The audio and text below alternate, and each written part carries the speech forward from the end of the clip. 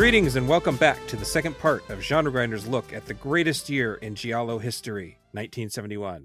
I'm your host, Gabe, and I no longer have COVID-19. Pause for applause. And with me, once again, is Patrick Ripoll. Hi, I also no longer have COVID-19, but I had COVID like a year ago. Oh, okay. Well, that's good. Not super long COVID. Not Exactly. I've made a full recovery. Okay, great. We're going to get right back into it here. So if you need a definition of Giallo or reasons why I picked 1971 and all that kind of context, please listen to part one. The main thing you need to remember here is that I'm the Giallo fan and Patrick is the hater who needs convincing. The Giallo skeptic is how I like to think of myself. I like to go, are these really worthy? And we'll find out. Yeah, kind of. Some of them, for sure. Some of them. We were going to split this into 6 and 6. One of them got pushed back. So now we have 7 episodes to cover. So we're going to try to muster it to get through this. So we are going to start with The Fifth Chord, which was released on August 17th, directed by Luigi Bazzoni. In Italian, it is Giornata nera per l'Ariete. And it is AKA Evil Fingers, which is a pretty terrible title, I'll be honest. The plot of this one is a journalist finds himself on the trail of a murderer who's been targeting people around him while the police are considering him a suspect in their investigation. Pretty straightforward. Based on a 1967 pulp crime novel of the same name by David MacDonald Devine. And so this is like a literal example of a Giallo in that it was probably printed with a yellow cover when it was adapted for the Italian market. If you're interested in that novel adaptation, I highly recommend picking up the Arrow Video Blu-ray. And there's a commentary and 2 different featurettes, all of which cover the differences between the book and the movie in pretty good detail. I didn't read the book. I don't know. Did you read the book since we last talked, Patrick? I did not read the book. I have only read Pride and Prejudice in the past couple years or couple months. It feels like years. It's a long book. I only read. I just read it every year, constantly. Yeah. It's on a how loop. I get through life is just Pride and Prejudice over and over and over. I have it on a chain around my neck, and I keep it with me always. Yeah, when people see you with the headphones on, your earbuds hooked to your old school iPod, it is just a book on tape version of Pride and Prejudice. People have stopped asking me, hey, what you thinking about? Because the answer is always, oh, that Wickham. I'll just quickly say about Bazzoni himself before we get into what really makes this a great movie. He was an important member of the pre-Bird with Crystal Plumage Giallo generation. He released a movie called The Possessed that was released in the U.S. as Lady of the Lake and in Italy as La Donna del Lago. And this was in 1965, so pretty much right after the Mario Bava film, The Girl Who Knew Too Much. He co-wrote and directed that one with Franco Rossellini, who is Roberto's nephew and Isabella's cousin. And it was co-written by Giulio Questi, who made Death Laid an Egg a couple years later as a solo writer-director, which I wish came out in 1971 because it's probably the most interesting Giallo ever made. And it's fascinating, still underseen movie just because availability is very recent. It was hard to find that one. But anyway, The Possessed is a murder mystery template. It's an homage to 40s, 50s film noir and 60s art house, really moody, black and white, melodramatic. What makes The Fifth Chord so good, it just right off the bat, I think Patrick would agree, is the photography. Oh my God. Vittorio Storaro, one of the all-time greatest Italian genre cinematographers, and on the short list for greatest cinematographers of all time. Correct. He, in addition to Italian films such as The Conformist and this, and Footprints on the Moon, he also went on to work in Hollywood, doing films like Reds and Apocalypse Now. The Last Emperor, all 3 of those got him Academy Award noms or wins, actually. He also shot the ugliest looking movie I've ever seen, which is Rifkin's Festival, the last Woody Allen movie from 2020. So, you know, he's getting up there in years, but in his heyday, he can do it all. He can do In it his all. He can do heyday, shit. Vittorio, yes, yeah, no, that's true. That should be the takeaway there. Is that he could do it all, from bad movies to good movies. Yeah. But no, for real, like every shot in this movie, I rewatched it this morning. You'd really have to squint to find a shot that isn't striking in some way. If it isn't gorgeous lighting, if it isn't like crazy set design, if it isn't vivid colors, then there's probably some camera movement that is off kilter or something that you wouldn't expect. And it's just the entire movie, wall to wall, is absolutely stunning. He actually kind of created a lot of the template here because he shot Bird of the Crystal Plumage, which invented the look that everybody, including people like Lucio Fulci, were trying to sort of mimic. Fulci ends up having his own style that's very distinct, but this was something he had set up. So one of the things that makes Fifth Chord special visually is that it's so different from not only the cinematographer's own look, but the look that most people were trying to mimic at the time. I don't know. You'd be hard. I mean, because the best looking Fulci and Argento and Bava movies are not Gialli, so you would be hard pressed to find a better looking Gialli than the Fifth Chord.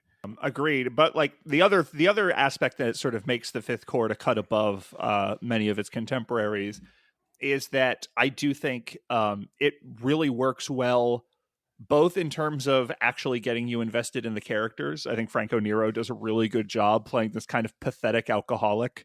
There are so many Giallo protagonists are kind of like smarmy, know-it-all, like men who just sort of smirk through everything. And Franco Nero in this is just like so sad. Yeah, well, they're not just guys who smirk for anything, but even like the ones you like are sort of set up to be like everymen. And Franco Nero's character is definitely not an everyman. He's someone every man can relate to, but he's still like he has this classic noir star thing.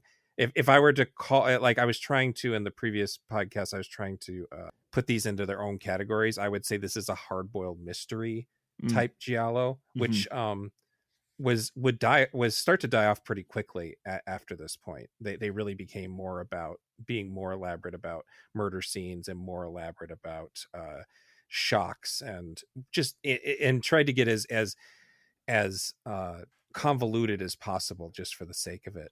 So I think that the Nero character being this sort of throwback to Philip Marlowe character, I think it helps. The main thing it takes from Bird of the Crystal Plumage is this thing that we talked about in the last podcast, where a character in that has seen a murder attempt and he knows he's seen it wrong, so he keeps replaying it in his head.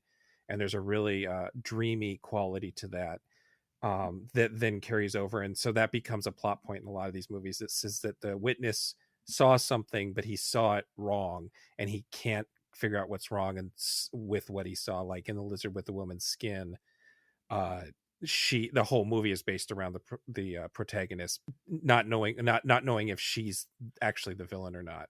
And we can't necessarily credit this to Argento alone, because it's at the center of Antonione's blow up, which some of the publications I've read consider blow up a giallo, and I guess that makes sense. At the very least, Blow Up is the kind of international smash hit that everyone who made these movies saw. Whether or not it directly influenced them, they can't claim that they didn't know about Blow Up. Right. Yeah, it's almost weird because it's almost a deconstruction of giallo, but giallo wasn't really a thing to deconstruct yet, which is kind of interesting. Italians kind of do that kind of backwards a way of deconstructing something before it becomes a cliche. Well, there are giallo films that I would say sort of feel like La Ventura. So that was also just an Antonioni thing. He wanted to set up a premise or a plot that you might feel, it might have the feel of like a thriller or a mystery, and then he would very quickly subvert any hope you had of him paying it off or doing something like that. So that's also just like Antonioni in his blood. He wants to deny you what you think you are going to see next. It's total dickhead of a filmmaker. I saw Zabriskie Point last night. It was absolutely astounding. It's so good, but it's like it is also just like, God, that's not what I thought this movie was going to be. Yeah. So the thing is they reuse that sort of messed, not false memory, but altered memory. And in this case, there's a reason behind it. It's because the character is a drunk. So it's a sort of interesting reading of, it's not like in Vertical Plumage, the guy's too freaked out to really know what's going on, and there's a gender stereotype at play, so he's misreading a situation. Or like Lizard in a Woman's Skin, where she's having a psychotic break, so her memory doesn't make sense. He's just wasted all the time, so he can't really trust what he sees, even though he's a reporter and that's literally his job, is to report on the things he sees. Well, I mean, yeah, you get a little glimpses of him at work, and you get the feeling like he's probably not a very good reporter. Yeah, Like he's like, people know him and he seems to do his job, but like everybody hates working with him. like maybe he used to be a good reporter at some point, and so he developed all these relationships. Well, yeah, the implication is there's a divorce and he's sort of a deadbeat dad, and something went wrong in a previous relationship, Yeah. and he just sort of spiraled out of control from there. And you can like, there's something about the movie where they could add a hard-boiled narration to it and it wouldn't seem out of place. I'm glad they didn't, because then it would feel like a totally different movie. But there is something about the way he's reacting to things that you can almost hear that what's the theme from Chinatown playing in the background. Sure. The other thing about the Fifth Chord is, as someone who, I came to Giallo as a fan of slasher movies, and my introduction to what even a Giallo was basically it being me being told, oh yeah, they are the thing that turned into slasher movies. So I looked at them primarily as like, okay, how are you going to deliver me the thing that the genre I like delivered me 10 years later? And a lot of these films have no interest in that, and that was sort of a thing I had to get over. But like, this is a movie that it's very scary when it wants to be, and part of that is just the lighting and the camera work is just so superb. This came out the same year as Bay of Blood, which we'll be talking about later, but there's a specific death scene in this that has a very striking similarity to my favorite kill in Bay of Blood, and it is maybe even a little better, just the way it's staged and constructed and drawn out, with the woman in the wheelchair sort of crawling on the floor. That scene is so scary, and honestly, a lot of these movies, you don't get that level of like craft when it comes to building up suspense and like what the character sees and doesn't see and all that sort of thing. And so that aspect of this movie always really impressed me. Yeah, I mean, we're going to talk about Bay of Blood in a minute, but in Bay of Blood's case, that scene is almost supposed to be funny. It's supposed to be a serious. It's just everything getting just at the very beginning of the movie getting more and more violent all of a sudden. And in the case of the Fifth Chord, they really want us to be upset. It's very. I should say real quick, I did forget earlier to say Bizzoni did also direct Footprints on the Moon. That's his third Giallo, which is as different and as the same as the other two. Like, he has a very interesting way of making movies that feel like his movies, but all three of them are very different at the same time. Well, yeah, we already kind of talked about how Franco Nero does make a difference. There is something about Nero that he's such a star. Like, he has that star quality about him that he makes a name for himself doing surprisingly few movies. Like, this is his only real Giallo. He made Django and a couple other westerns in a row, and then he ran away to America because he thought that he got an offer to be in oh god, what was it called, the Bible. Excalibur? No, it was first the Bible. Okay. So he thought the Bible, and then he was in Excalibur because they liked him in the Bible, and Excalibur was a musical, and he was not up to the task, and so then he had to come back to Italy, and then he just made up a whole nother character, having never been, spaghetti westerns are already out, and so he's in a Policio Tesci, couple of them, Street Law being a big one, that then he becomes really famous in Italy all over again. I guess the other thing, well, okay, I want to say that there are other things that he's lifted from the Argento formula. but it feels so much like his own that it's hard to notice unless you're looking, what does this have to do with Bird the Crystal Plumage? One big one is obviously the score. The score being Mr. Ennio Morricone, who sort of invented the sound of Giallo as much as he invented the sound of spaghetti westerns by doing Bird of Crystal Plumage. And he sort of kind of mimics himself as they go on. It's something we talked about in the last part of this podcast, that he kind of feels like he has like a folder full of Crystal Plumage outtakes that then he just sells off to other filmmakers. Sure. But and then there's also whispered telephone threats was a thing that Argento really liked to do, because the whispering covers the fact if it's a male or female voice. And the climax, which is a foot chase, and it's a series, it's a chase scene, is almost lifted from Crystal Plumage, in a way that's the one thing that feels a little rip-offy, but it's fine, because he also uses Bazzoni uses a musical nursery rhyme to set tension, and mirrors to convey the killer's identity, both of which show up in Deep Red, Argento's 1975 return to Giallo. So Argento clearly saw this movie and ripped off his own shit from it. So all is cool. Right. And then the last thing, and I guess we can ignore it, but the last thing that makes this an interesting one is that, and we have to go into spoilers here, and I'm not going to have a timestamp for people to skip, so I'm sorry, we're just going to go into spoilers, is that the reveal is that the killer is gay. And we could have a big, long discussion about homosexuality in Giallo movies in general, and Argento has all sorts of interesting ways of dealing with that. That doesn't necessarily mean that all the filmmakers were as progressive as he was. So the thing that makes Fifth Chord interesting to me is that the killer isn't gay in order to pass off a sort of positive or negative judgment onto LGBTQ people, but as a way to create another wall between the audience and the climactic reveal. It's almost as if heterosexuality becomes another red herring, because we assume that because it's a crime of passion, it has to be a woman who did the killing. But I don't know if that's necessarily a great thing to say, but I think it's interesting in the pantheon of these movies.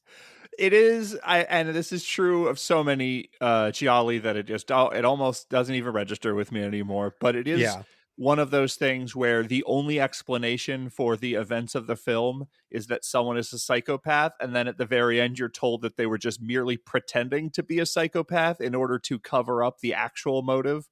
Yeah. Which is one of those things where it's like, you know who would do that? A psychopath. You know who would you know who would kill someone out of anger and then commit 5 more totally demented murders in order to hide the fact that one murder had a different motive? That would be a psychopath. You would have to be just so out of your mind to like go, I got to strangle this kid in this basement so no one... Like no one's caught on to you yet. You're probably in the clear off of that one murder. So anyway, it's one of those things where it's like, it doesn't even register with me. I saw this movie 3 times before I even caught on that the killer was gay, because it is just like a little bit of voiceover at the very end. Yeah, it's like an extra twist. Like they didn't feel like there was enough. It is a little bit of an afterthought. But it's interesting afterthought it's not interesting in the context of the film itself. It's interesting in the context of not just Giallo, but like exploitation movies, Italian exploitation. If you look at the nadir of the thing of being like a post Norman Bates, we have the reveal that the killer is in some way queer, and then they become like sort of a hysterical, shrieking, ridiculous person in the final moments, who is then shot by the police, and normalcy, heteronormative society is once again safe from the queers. Like, if you look at that as like the worst of it, this like barely even, I guess the guy who was jealous and killed out of romantic jealousy, he was jealous over a gay relationship instead of a straight one. Like, I guess that's you could call that normalizing. Yeah. But honestly, it's like one of those, it's just like, the way the plot actually wraps up is just so arbitrary that it's hard for me to get a whole lot of meaning or merit out of it either way. Yeah.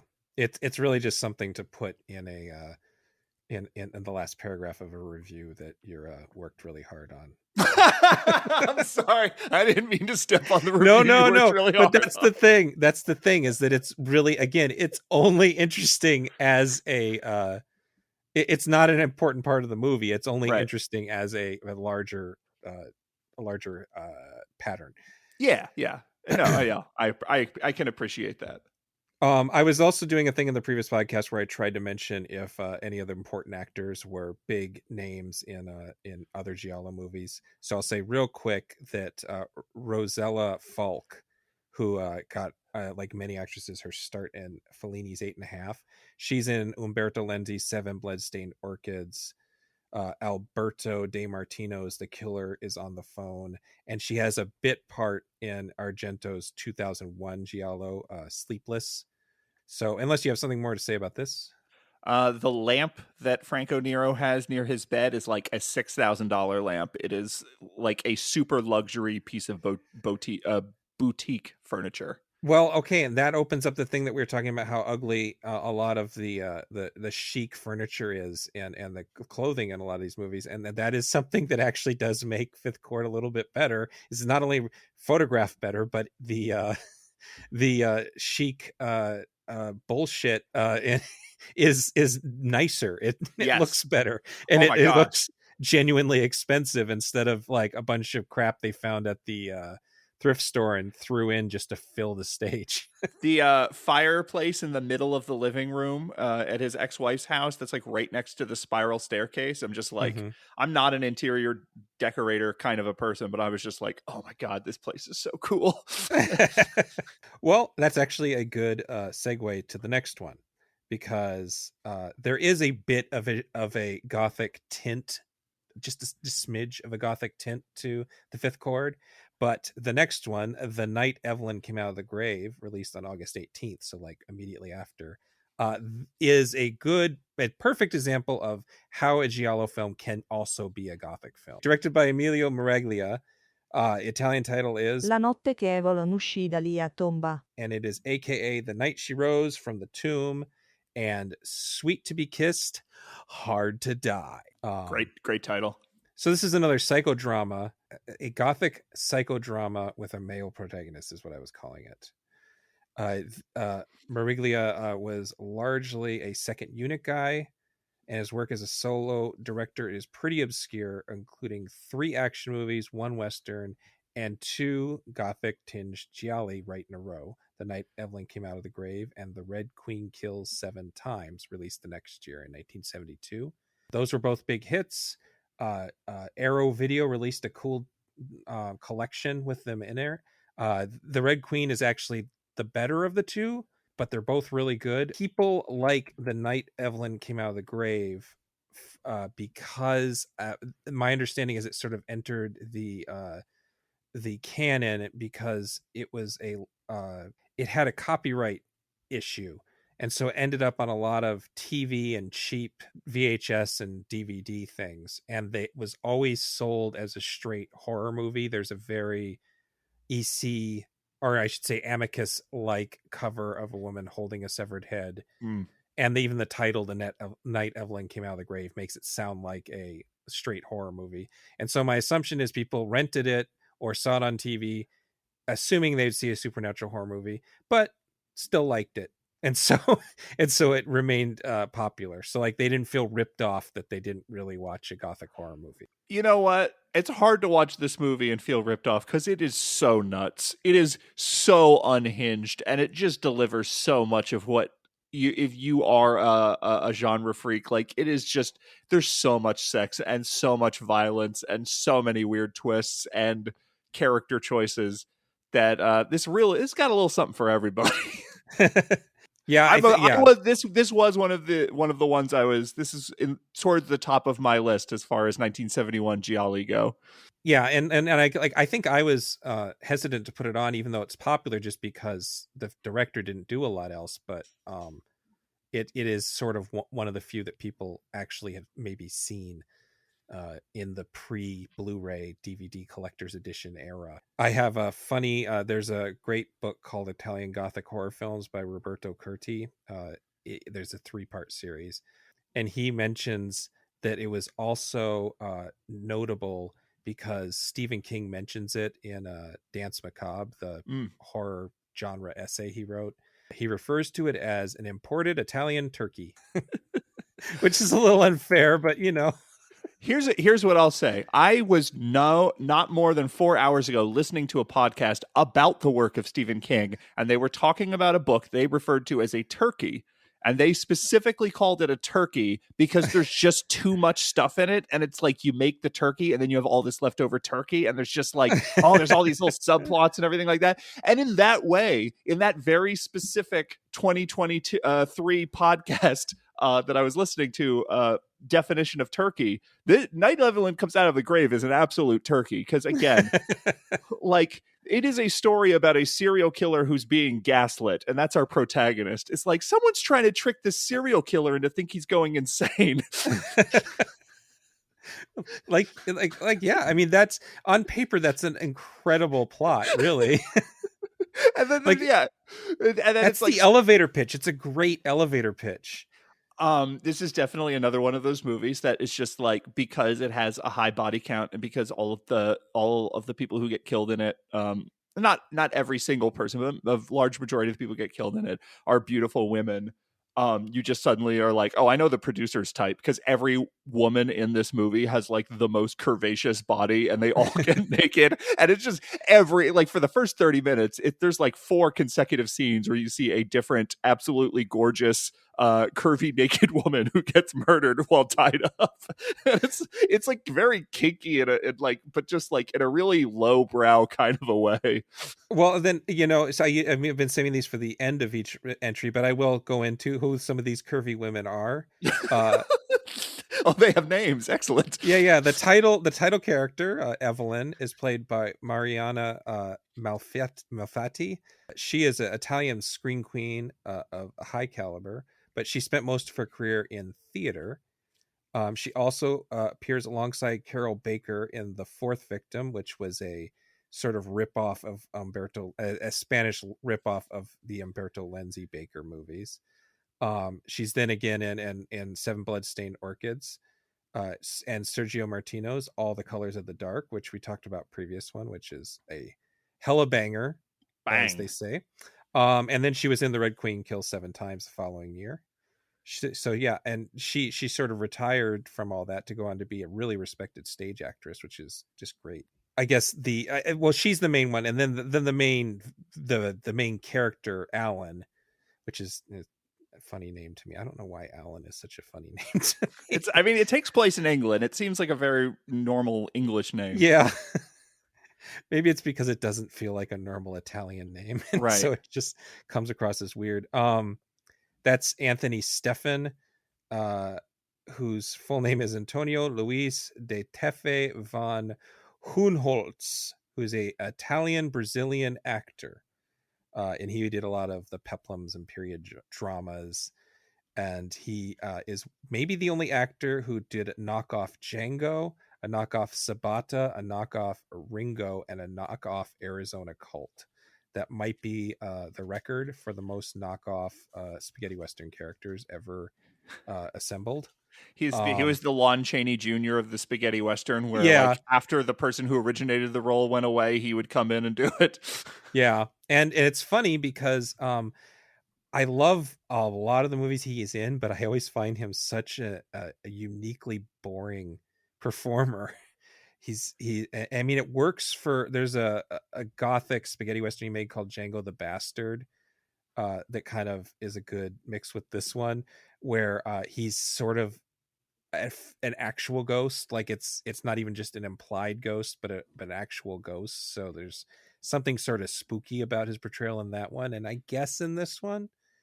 And then he was in The Crimes of the Black Cat a year later.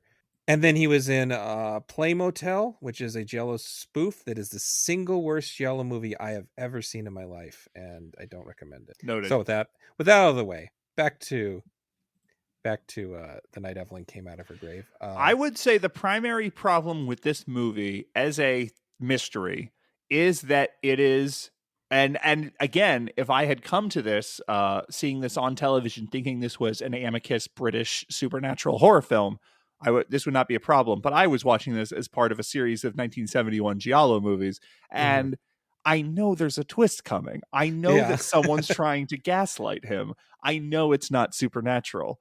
And if there was more like of a sort of investigation into the supernatural, if there was like if that aspect, instead of just him going, I think I saw a ghost, and everyone going, oh, I don't know about that, if instead there was like a whole alternate plot line that was the fake supernatural explanation for what was happening, that we learned more and more about, which I guess we kind of do in terms of we learn what happened to his sister, but that's static with him. He doesn't learn anything.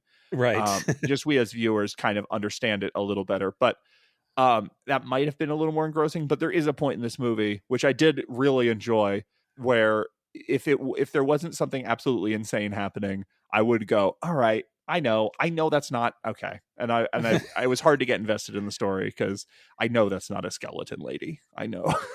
Yeah. Well, it does to try to get highbrow with it, which doesn't really work, but it does pull, actually, I would say, more from Gothic romance stories than from Giallo stories. It's got a little bit of Rebecca and a little bit of Jane Eyre and a little bit of Edgar Allan Poe in it. It's sort of pulling from those things, but then trying to cram it into this, super exploitative, throw it in theaters and a double bill kind of Giallo. I think the closest, one of its closest similarities to Giallo movies is it takes a little bit from Diabolique, which is sort of a proto Giallo movie if you really break it down. But I like that it really does lean into the fact that it's a Gothic story, and so some of that ridiculous shit, supernatural things being explained away, is something that sort of happens in Gothic stories sometimes, where it is a situation. Well, like Jane Eyre has some of that gaslighting stuff going on with Christine. What's the name of the wife in Jane Eyre? Wife? Yeah, the one locked up in the Emma Poole. It's a little bit of him. Emma Poole, if she was a psychotic man who murders people. I'm trying. And there was a scene where someone gets devoured by a cage full of coyotes or something. Yes. Yeah. I will say the climax of this movie, in the room where the killers start turning on each other, that is kind of like bleak and upsetting and kind of creepy in a really effective way. The way it's shot with the camera really low, as we just feel them crawling on the floor and stuff like that. All of that stuff really works well. And then out of nowhere, it goes from this like kind of startlingly effective piece of bleak cinema. It immediately goes into an ending that feels right out of Herschel Gordon Lewis, where there's just like a barrel of acid that someone falls into. Yeah. And it's like every Herschel Gordon Lewis movie, the killer is running from the cops and then he just happens to meet a violent death like over the course of 3 seconds. And that is totally the ending of this movie. And any movie that can combine just like really cheap and tawdry S&M with sort of gestures towards Gothic horror and Herschel Gordon Lewis, it has a place in my heart. I have a place in my heart for it. And well, the movie it reminds me most of, and I don't know if you've seen this, and I maybe should have asked you, have you ever seen Mario Bava's Barren Blood? A long time ago. No, I've not seen it in some time.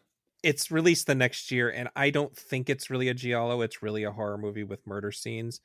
But that movie is about a possibly resurrected murderer who uses torture devices and has this theme of contemporary society encroaching on tradition and antiquity. There are also major characters who are faking the need to use wheelchairs in both movies.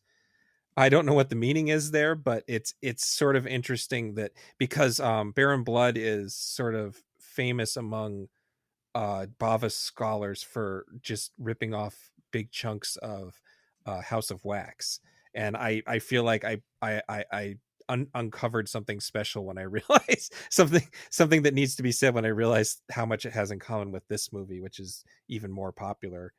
This one is brutal but less gory than that one. But yeah, they're foxes. That's right. They're not. They're. I have a note That's here right. that I was looking in my notes. I couldn't find the animal. Foxes. and it's one of those gore scenes that was probably shocking at the time, but it really is a sort of Herschel Gordon Lewis thing where it looks like they just went to the butcher and bought up a bunch of animal guts and put them inside a dress and didn't even really try to make it have a human structure. Yeah. And the foxes just come in and like, oh shit, there's meat in here. And then they just filmed the foxes eating the animal guts out of the dress. I agree. It is great. And then the other movie it sort of reminds me of is I just talked about Giulio Questi's Death Laid an Egg, which is basically like Questi's other movies. It's a social satire, but in that movie the main character is also a tortured wealthy psychopath who is seen torturing women. And again, I'm going to spoil something here, but it's out of context to make us assume that he's a killer. When in that case, he's actually hiring prostitutes to enact his violent fantasies in a safe environment. I think the big like you said, it's about gaslighting. The thing about gaslighting stories is that they're usually about a character we feel bad for. Right. That's usually what makes them work, is we're like, oh no. But in this case, it's gaslighting a man who is a murderer at worst and a piece of shit at best. So and it's also just like an open secret that everyone knows and is just totally accepting of because he's rich, and like that's because he's rich. Yeah, Giallo films are always full of casts of really despicable people, but like I've never seen one that has this many people who are literally just condoning the killing of sex workers and other low income people.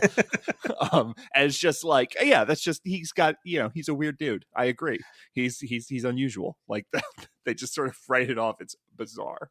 Well, and it's funny too, because a lot of these movies, as in the one we're about to talk about, are about a sort of mealy-mouthed statement about how much we're supposed to hate rich people.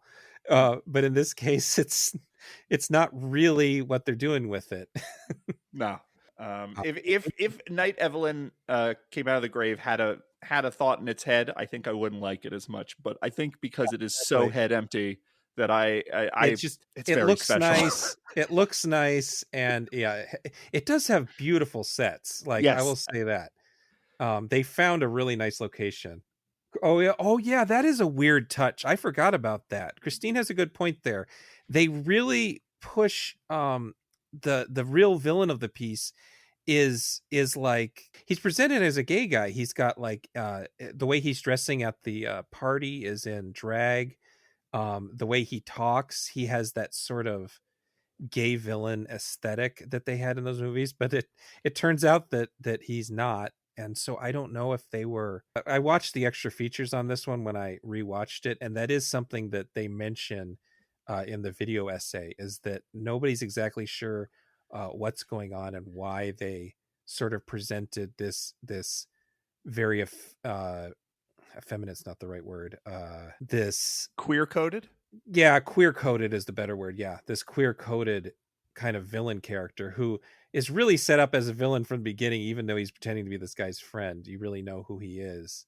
But the fact that he's not actually queer in the end he's sleeping with both of the women in the end. It was a weird choice, and maybe it was one of those things that the actor just wanted to do. I don't know enough about Italian culture of the era or anything, but I think this is a movie that if it was an American film, I would say, oh yeah, it's a camp film. It's like you view it under the lens of camp. Yeah, I think that's a fair. I think I couldn't tell you how. I think camp is popular in Italy. You got shit like Danger Diabolik. Like they loved. It's a different kind of camp, but they loved the Batman show and stuff like that. I think that there is this. Yeah, I think that the actor knew what he was doing at the very least. Anyway, anything else on this one? No. All right. Well, then let's move on to the real Eat the Rich movie of our set here. Umberto Lenzi's Oasis of Fear. This was released the same day, August 18th. The Italian title is Un posto ideale per uccidere. and it was also known as An Ideal Place to Kill, which is what it was released as recently on Blu-ray. It was not released as Oasis of Fear. In the US, it's released as a Ideal Place to Kill, which is confusing because there's a different Umberto Lenzi giallo from the next year that is known in Western circles as A Quiet Place to Kill. And this was so confusing that when Severin Films announced a Blu-ray set of the Carol Baker Lenzi movies that included A Quiet Place to Kill, a bunch of people canceled their pre-orders of Mondo Macabro's Blu-ray version of Oasis of Fear under the title An Ideal Place to Kill. And the Severin actually had to tell people, no, it's a different film. And there's actually even more problems with Paranoia versus Orgasmo if you go back into Lenzi's catalog. It's a lot. But I'm going to call this a home invasion / class warfare type giallo, which are both things that happen in a lot of giallo movies, and is something special to this early era that sort of goes away once giallo movies become more like body count movies and specifically murder mysteries. This is a murder mystery, but not in the same way that is. And some other examples of that sort of class warfare thing is Silvio Amadio's Amok from 1972 and Aldo Lato's The Late Night Trains, which is not really a giallo, but very giallo adjacent and a sort of clever, well-made takeoff on the Last House on the Left formula. I think it's probably the best of all those Last House on the Left ripoffs, and probably better than Last House on the Left itself. Obviously not as important, but there's also a bit of that in Ruggero Deodato's House on the Edge of the Park, which is another one that's not really a giallo. It's just sort of a shock horror movie. I can't remember how much we talked about Lenzi in the last episode. This is the only movie of his we're actually covering. I did watch Paranoia, also known as Orgasmo, in preparation for this one, and it was certainly a edifying experience because they are similar and different in very key ways. Orgasmo is a very similar plot of this sort of rich, isolated woman in her house being taken advantage of by sexy younger people of a lower class. It's spread out over more time. There's other aspects that make them different movies, but at their heart, they're very similar stories they're telling and doing similar things with class as well. I loved this movie. I loved the way it slides from one genre to the next. I love that it starts off as Easy Rider, but instead of selling like speed, they're selling like porn. But it's just like, it's one of those things where if you're a hip audience member in 1971, there's no way that you're viewing these kids as anything but the heroes, because they're like running around Italy and this like repressed Catholic place, and they're spreading their free love and these porn, and they're like, you know, thumbing their nose at the rich in their fancy restaurants with all the money they made, and they're running around and they're in love with each other and they're sexy and fun. And then the way that slides into them being the villains of a home invasion movie, where they like use violence and sexual manipulation to torment this rich woman who has a whole secret of her own. Like that, the way this movie turns into the thing you described, or as like the first 30 minutes or so, it's something totally different. I was so in love with it.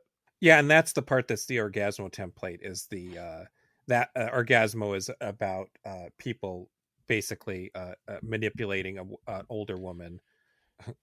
I say older, I'm like, she's like my age, but manipulating a woman sexually and abusing her. And that one's really more about lower class kids just playing psychological torture games with a woman. In both, one of the things that's really interesting is that the woman in question has this sort of anxiety about the world changing around her and her being left behind, and wanting to, it's like ambiguous, like how much of it is do you feel stifled in the way that your generation told you have to be a woman and this is how you have to live your life? You have to be this housewife. You have to take care of this big, beautiful house. You have to be, this kind of woman. These are the acceptable ways you can express sex. And it's like this feeling of lost time that you want to recapture. And then some of it is just like a fear of growing older, that you want to be with the youth again. Yeah. There is a interesting psychological component going on with these women in the center of both, that you made a joke about, like, you called her older even though she's your age, but it's like the gap between these characters is just massive. They might as well be from they're from different countries, but they might as well be from different planets. Yeah. It's she kind of regards them as like aliens who have landed and are explaining their strange customs and cultures to her. It's sort of like you took Orgasmo and tried to combine it with a sort of hippie exploitation thing. Yeah. But what makes it interesting is the same thing that one of the same things that makes Lizard and Woman's Skin interesting as a weird. I mean, they actually are very similar characters. The Carol Baker character in Orgasmo and the main character in Lizard and Woman's Skin and this character all have that sort of detachment from the youth. And the thing that I think is interesting about it is that so do the filmmakers. The filmmakers really don't. They've been told to do this sort of hippie exploitation thing, and they don't really understand what it's about. Sure. So they're Umberto Lenzi is not Peter Fonda and Dennis Hopper. Exactly. And that actually, I mean, I don't want to say I don't like Easy Rider, because it's fine, but it's a less interesting movie to me because my dad was that kind of guy growing up. So I know those people. I like the idea of seeing these people through borderline conservative Italian man eyes, I think that's an interesting twist on it. Though I do think Lenzi, at least in the two films of his that I've seen, Lenzi does have a more empathetic, sympathetic, I guess like he has sort of a big picture view of society that it feels much less myopic and sort of limited in the way that like so many of Italian genre films feel extremely heterosexual and extremely masculine. Yeah. Lenzi seems to have a little bit more going on in his view of how these sort of elements play together. Sort of what makes these movies interesting is that there's a world where vertical plumage doesn't happen, and Lenzi's version of Giallo is the popular one because his Carol Baker movies are all very similar and to this one too. And there are other movies like what I just mentioned before, The Fourth Victim, which was a Spanish version of that. There's something that sort of got forgotten for the most part after Birth of Coastal Plumage and in the years since, because Argento became kind of a superstar, and then Fulci becomes kind of a superstar like way too late in his life in America and stuff like that. So there's this sort of canon there. These Lenzi movies were sort of forgotten by majority fans for a while because they didn't fit the narrative of what we think of as a Giallo movie. I don't want to say this is the best of all of those. I think that Knife of Ice is probably my favorite of those, because Lenzi, I should say real quick before I lose my train of thought, Lenzi, in terms of sheer numbers, him, Argento, and Martino are the three biggest names in all of Giallo. I would say he made Paranoia, aka Orgasmo. He made So Sweet, So Perverse, Quiet Place to Kill, and Knife of Ice, all with Carol Baker. He also made this film. He made Seven Bloodstained Orchids. He made Spasmo. He made Eyeball.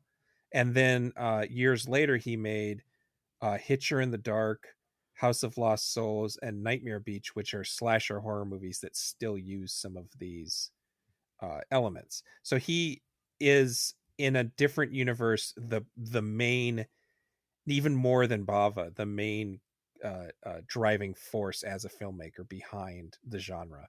And I think that this is a really good, I mean, I had you watch Orgasmo because I think it's important to understand that he was reusing very specific things that he and his co-writers over the years had developed. But I think this is also a pretty good entry point into what those kinds of movies are, because it is a better movie overall. He himself, I have an interview with him in a book called Spaghetti Nightmares, Italian Fantasy Horror as Seen Through the Eyes of Their Protagonists. He says he wanted he doesn't really like this movie, which I think is interesting. He says he wanted Oasis of Fear to be, quote, a thriller that was anti-conformist and which broke the rules. But he blames the cast for coming up short, not himself. He's that type of guy. Oh, lovely.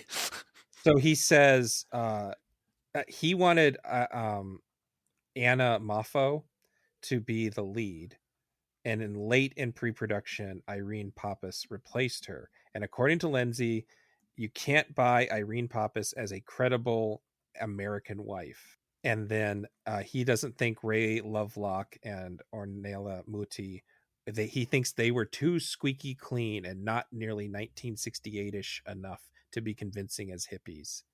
I think these are both absolutely wrong. I think that he is perfectly cast. I think that Irene Pappas is genuinely very good in the film, like not just like good in the way that we say, oh, this was a good performance, for how limited the scope of the story and what is expected from the actor.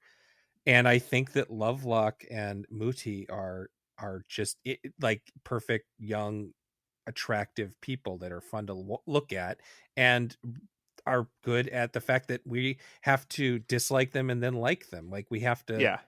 I think that one of the most important things that this style of Giallo's story, or just of thriller, psychological thriller, is that your audience has to be willing to change its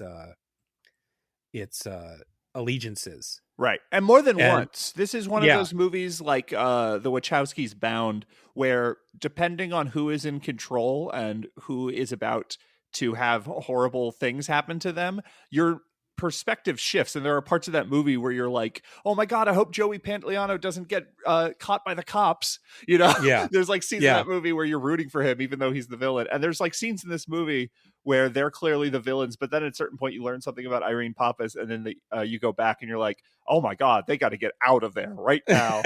And that sort of ambivalence towards this culture war, that ambivalence towards the different generations. Like if Umberto Lenzi was disappointed that Irene Pappas doesn't come across as all-American, like, yes, I would agree. Irene Pappas does not come across as all-American. Is that important for his film? Absolutely not. No. And what she does bring to it, she's absolutely stunning.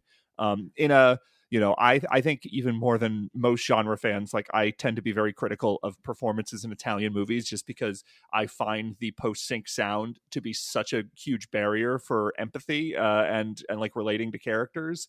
And so I'm not someone who is really has a lot of like Italian genre actors who I am like huge fans of, or performances that really strike me in that way. But like Irene Pappas in this movie is absolutely one of them. Yeah, and she is like a real class act of an actress. She was in Zerba the Greek and Guns of Navarone and the 1969 film Z, and she has a smaller part in Don't Torture a Duckling. And then she was in the thing I recognized her from, which was crazy, is I don't know if you remember, in 1997 there was a mini series on either ABC or NBC about the Odyssey, starring Armand Assante as Odysseus. Must have missed. Do you remember this at all? I did not. I was really into the Odyssey for some reason as a 1997, that would have been 17-year-old, so as an early teenager. And then this version of it came on, and I remember watching it very happily, and she's in that. But it honestly, not only is her being a good actress and a class act, it actually works for the exploitation angle too, because it's uncomfortable watching her be exploited. God. It really, and like and Lenzi already, I mean, the other Lenzi film I watched was Orgasmo. Like Lenzi's not afraid to push the sexuality. Yeah. Orgasmo was a bit of a notorious film when it was released in America for its sexual content. It was rated X. But like there is I'm like trying to think of the most polite way to phrase it, but like there is certain audio choices during sex scenes in this that you do not expect to hear in any film that is not hardcore, that It I was was so scandalized by. it was interesting because I had seen this movie for the first time not too long ago when it came out on Blu-ray, and I had to review it, and so I didn't feel the need to rewatch it. And then Patrick contacts me on GChat and says, "I wasn't expecting really loud blowjob noises in this movie." And I honestly went, "What? What are you talking about? Is it?" And I don't remember it, so I had to put in the movie and play both the Italian and English dubs, wondering if. And yeah, it's pretty blatant, and it didn't I was probably, while I was writing the review, I was probably thinking about, bullshit like I usually do, like whoa, how does this relate to this other Lenzi movie, that kind of crap. So I probably totally missed it the first time around. So My monocle popped off right into my soup, I will say. I had to get back to Patrick and say, "Oh yeah, shit, that is pretty extreme." Like I was afraid that the version that I think you were watching a version on YouTube, right? Yeah. I was afraid that someone on YouTube, because this has happened to me before, had added sound effects to be gross. Like I've watched YouTube videos of like horror movies with lots of violence, and they idiots add a bunch of extra goopy noises to things. Excuse me. But yes, it's a scandalous thing that actually really works in the film's favor, because it makes you uncomfortable in the I don't want to say in the right way, because I don't want people to be made uncomfortable by movies if they don't want to be made uncomfortable by movies. It's a productive way. A productive, there you go, thank you. It makes it, yeah. And I should say that Lenzi is best as a giallo filmmaker, and he did good Polizio Tesci too. There's a new set coming out, the movies he made with Thomas Milian. He was good with action, but he is most known, unfortunately for him, for I should say he also made Criminal with a K, Criminal, 1966. He beat Bava's Danger Diabolic to theaters by 2 years, making a very similar film. So he is a trendsetter, but unfortunately one of those trends was he made a 1972 movie called The Man from Deep River, which was released also as Deep River Savages, that was just designed as a sort of jungle adventure ripoff of Man Called Horse, that ended up leading to the entirety of the Italian cannibal genre, which is, I would argue, the Mondo movies are the most revolting things Yeah. because they genuinely exploited people, And granted, some of those cannibal movies sort of blur the line between Mondo blur and the cannibal. line. But yeah, so Lenzi's most famous movie is Cannibal Ferox, which is the other, you have Cannibal Holocaust and Cannibal Ferox released right in a couple years in a row, which is just wall-to-wall grotesqueness. And he says nice things about it more recently, like when he had to do Blu-ray and DVD commentary tracks and stuff. But he for a long time was not particularly proud of those movies, and really did. There's a great I have an old Fangoria with an interview with him, and he says something along the lines of, like, I get mail all the time where people tell me Cannibal Ferox is their best movie ever made, and I'm just like, what about Goodfellas?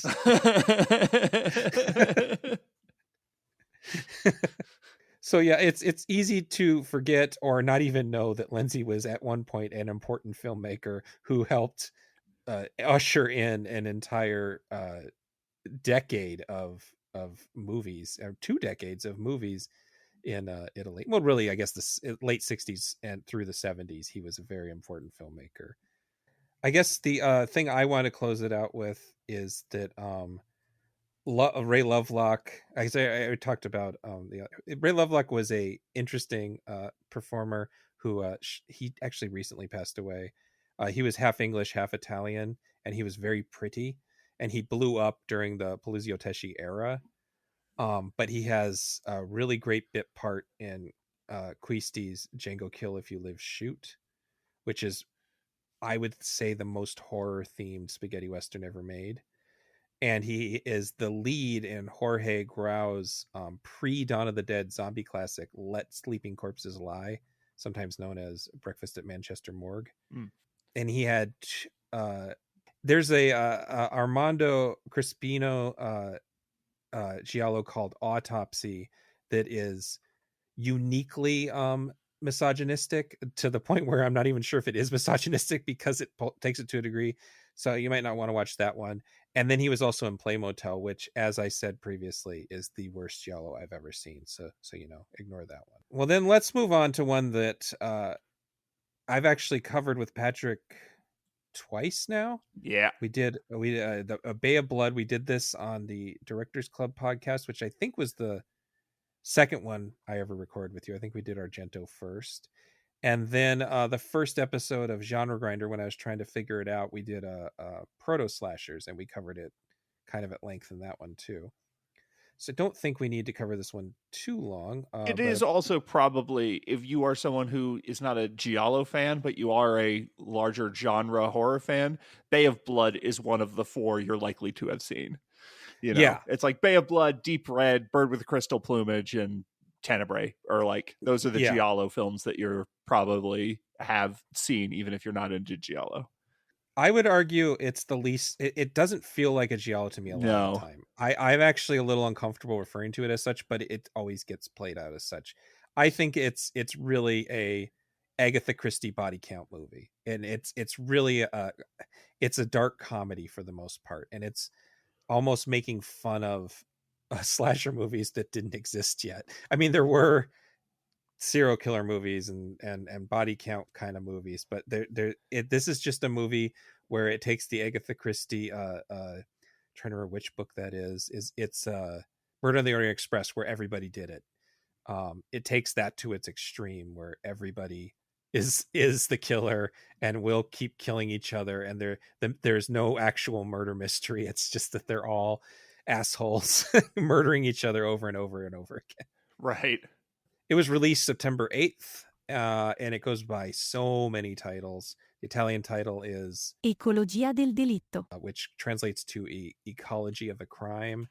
But then there was also a different Italian title, Reazione a catena, which translates to Chain Reaction. And the Spanish title was Bay of Blood. In Western countries, it was released as Carnage, Twitch of the Death Nerve, which is probably the best title. And Bloodbath is another kind of lame one. I love Twitch of the Death Nerve. That's a great title all around. It's also the one that sounds the most giallo-esque. A Bay of Blood doesn't sound particularly giallo-esque. Yeah, I mean, the lesson of this movie is, again, when we were talking about Bava, when we were talking about Black Sunday on the podcast about 1960 horror movies, it's just the theme here is Bava is once again ahead of the curve, doing stuff before everybody else does, and in a way that is also recalling what he had been watching himself and paying attention to himself. Most people will talk about how it is there's bits of the first two Friday 13th movies stole from it. They stole a couple of the kills, and for some reason the sweater that Mrs. Voorhees is wearing is the same sweater that one of the male characters is wearing in this film. I think the thing that gets overlooked is that it has stuff in common with those Agatha Christie comedies that came out a little bit later. Robert Moore's Murder by Death, or the one that most people know as Jonathan Lynn's Clue. It's just a super violent version of that, basically. Sure. I will say this is a movie. This was my entry point to giallo. As little as it feels like a giallo, this is certainly the first one I watched, and it was because I was like, oh, I want to see where Friday the 13th came from. Mm-hmm. This is, now that I have a greater appreciation for giallo, in part because of preparing for this couple podcasts, this is sort of fallen in my esteem. Certainly when you compare it to some other Bava films like Black Sunday or Black Sabbath or Kill Baby Kill, like it's a little bit more slapdash. The Mhm. photography is a little bit less striking. Bava is just someone who has a body of work that, they're some of the greatest masterpieces of the genre ever, and this is just sort of not on that level. So It's a conceptual piece more than a yeah, artistically. Yeah, I mean I he's using a lot of weird zooms and stuff, and I to the point where I feel like he was just experimenting. Like he was using this entire film as an excuse to try to experiment with I cameras. think when you have something like this where the story doesn't matter and it is just silly, that is absolutely what you're doing. And this is a much more realistic context. It's him not working in the Gothic. It's him not working in a supernatural sort of palette. He's also outdoors for a lot of the movie, Right. and on location, not on sets. Like So makes a this difference. this does have just all across the board a little bit of a feeling of a lark. It, I think that what saves it ultimately is that it is so short Mm-hmm. that it's just like you can't be bored because there's just so many murders and they happen so quickly, Yeah. and then the movie's over. It just works on that level. I will say I think it's the insurance guy who comes down to sort of they're trying to dam up the bay or whatever. Uh-huh. Every time I watch this movie, I forget what the plot is because obviously the plot's kind of meaningless. And I'm like, oh yeah, this is an Italian genre film, so that's definitely our protagonist because he's blonde and he's kind of treating a woman like crap. And then I'm like, wait a second, where does he go for the next 40 minutes? And I'm every single time I watch this movie, I'm surprised that he is not the protagonist of the movie. And maybe this next time I watch it, it'll stick. But that's like just a weird byproduct of I have certain expectations that this movie doesn't quite fulfill. Yeah, I realize I've fallen off on describing the plots. But this one really is just heiress is killed and everybody wants the property that she has and are just murdering each other to get next on the inheritance. That's really the whole plot. The titular Bay of Blood is just this spot. It's a really good octopus cameo in this one. Bava has, and the gore is pretty extreme for 1971, but again it has that playful quality. It was one of the movies that was banned in England as part of the video nasties, but it's always been one of those video nasties where you're like, really, this was going to make people go out and go crazy and murder babies.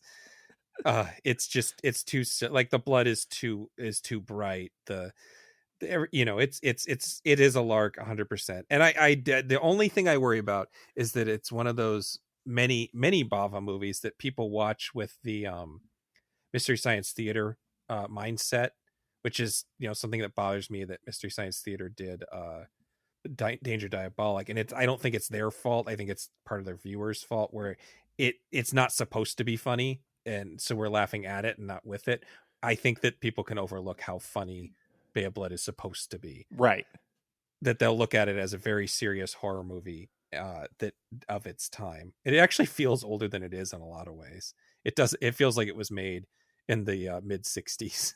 Yeah, so it's got 1 foot in the mid 60s and it's got 1 foot in the 80s. and it's, I mean, Bava made Baron Blood the next year, which we just talked about, which just feels so much more like a Bava movie. I don't think it's as enjoyable, but it's just much more Bava doing the 70s, I think.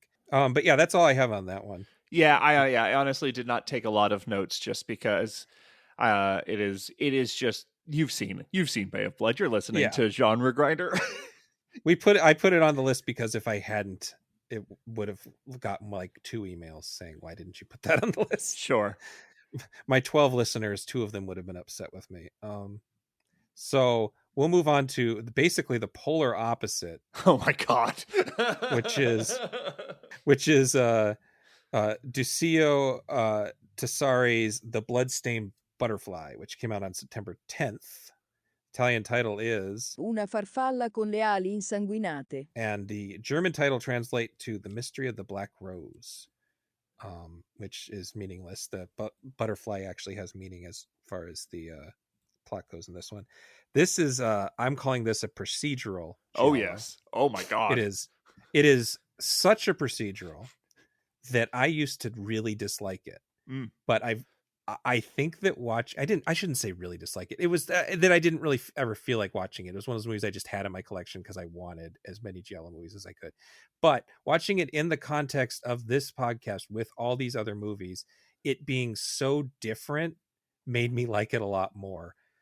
I have the feeling that you had the opposite effect. I will say, seeing it a second time, knowing that where it ends up, sort of most of my complaints about this movie the first time is it is, especially in the first like 20 minutes, it is such a dizzying kaleidoscope of information. Yes. To the point, I do think it's a playful movie. It opens with Tchaikovsky's Piano Concerto #1 that turns into like a weird jazzy thing, and then back into Piano Concerto #1, and then back into the weird jazzy thing. And at a certain point, like a character is playing the piano in the score in the opening, and it opens with this quote: "The past does not exist, and that it is already gone. The future does not exist either, is that it is to come. Therefore, only the present exists, and but can be made up of the past and future. But it is the point where they meet." Like totally unattributed. Yeah. Just like, and then it's also like, that's not what this movie's about.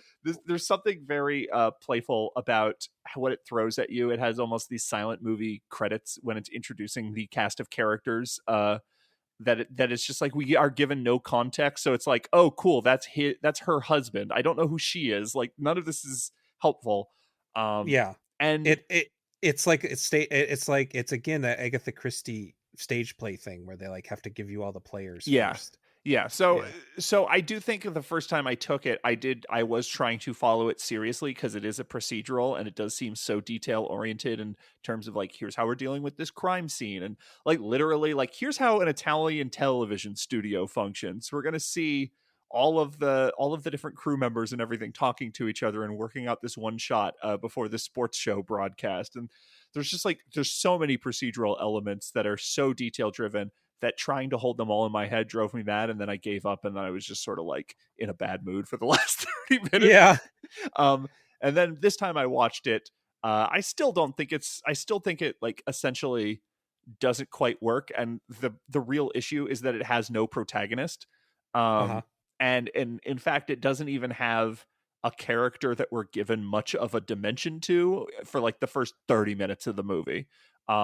It's really goes so far, keeping us totally outside the psychology of every single person involved. Like the only like relatable character trait anyone gets is that like, oh man, the detective has bad luck with the coffee machine. And I was just gonna say that's our big character moment is the detective, and it doesn't even feel like the detective actually hates the coffee. He enjoys complaining about the coffee to his like that's their banter. Yeah, that's the closest we get to any sort of romantic subplot in the movie. So it is a movie that once it does shift into a different gear after the trial scene, and we do get into more of the less procedural and more giallo like mystery mechanics of here are all the different characters who have paired off and have these secrets, and they all have these things that we're learning about that changes how we thought of previous events and all that kind of thing.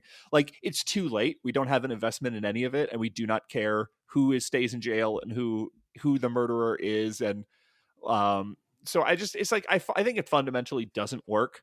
But I really do appreciate its audacity. And for that first 30 minutes, I do think a lot of that, I think it like is a very striking looking movie on it, the way it is edited, and just everything about it is a very compelling thing for a while. And certainly the way, like you said, when you put it against all these other Giallo films that we watched, it's like, oh, this is something that's doing something wildly different, and you got to appreciate that a little. Yeah, I mean I think the opening is kind of like if you decide not to care about following what's happening and you're just sort of going with it, it's really amazingly well edited. It's really interesting the way it's put together, and it's a little Fritz Lang's M. In that way. Yeah, that's a good one. I didn't think of that. Yeah, it's a little bit like that. It's like the ideas of neorealism, but super stylized. So like it's like capturing, it's like has this documentary feel to it. But I mean, I wonder if this was released the same year as I can look this up. It was released the same year as The French Connection. And I know the Ah, French Connection was a huge hit in Italy, but when would it have? I'm going to look up when the French Connection was actually released in Italy, because it reminds me of the way William Friedkin tries to do this sort of documentary thing, but also super stylized thing. Like he tries to do two things at once, and he yeah, does give us.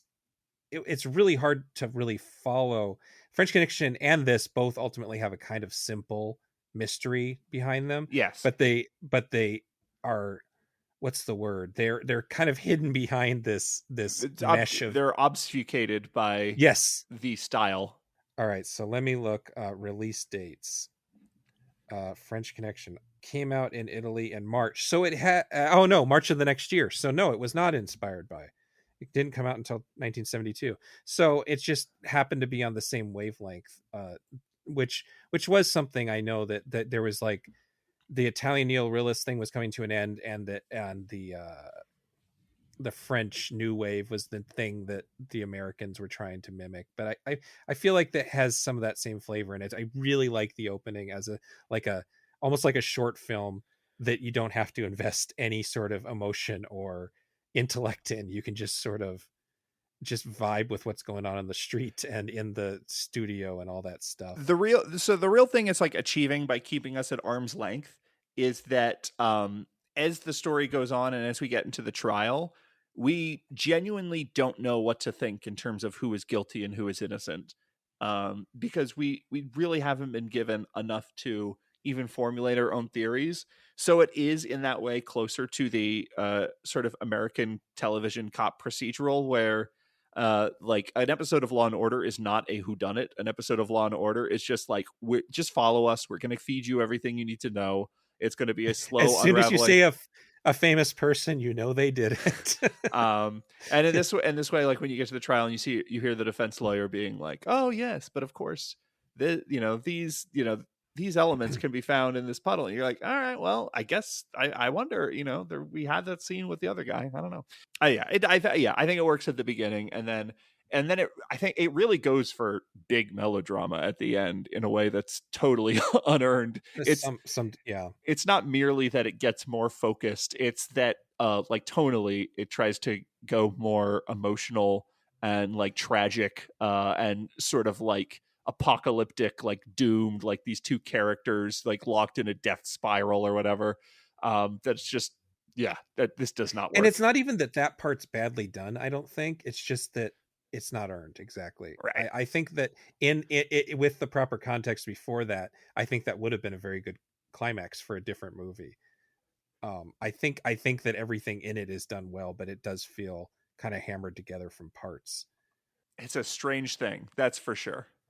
There's some really nice. I wrote down some of the little touches rewatching it.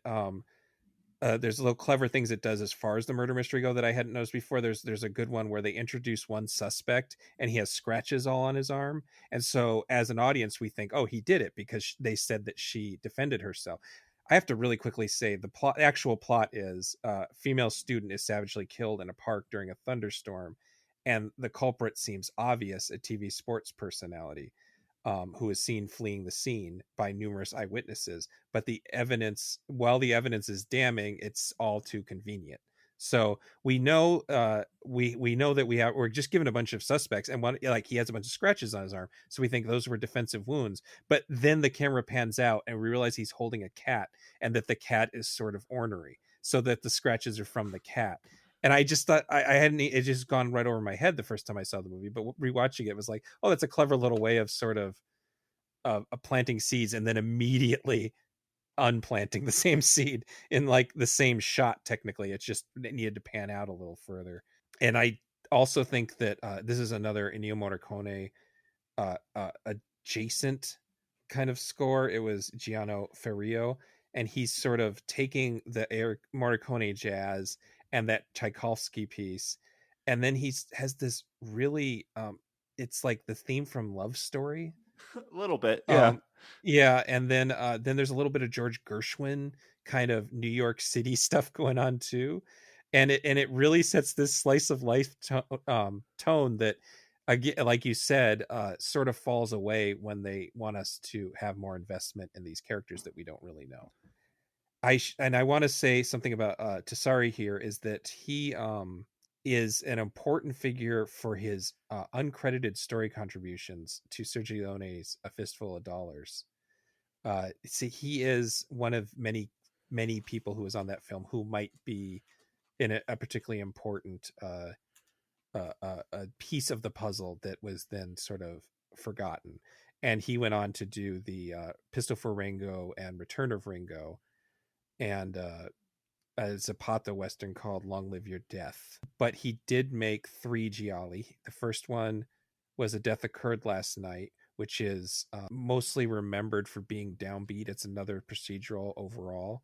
And then he made this one, and then he made Puzzle, aka The Man Without The Man Without Memory in 1974, which is the most patronizing mainstream super fun entertainment value movie. It is just one thing after another. It's the polar opposite of this movie. And I should also say that one of the stars here is Ida Galli, who went by the name Evelyn Stewart, and she's a very important giallo star. She was in The Sweet Body of Deborah, the Weekend Murders, this film, Sergio Martino's The Case of the Scorpion's Tail, which we didn't cover because it's not as interesting as some of the other ones, Francisco Lara Palop's Murder Mansion, Lenzi's Knife of Ice, Romano Scalvolini's White Dress for Marielle, which I haven't seen, but sounds like a giallo.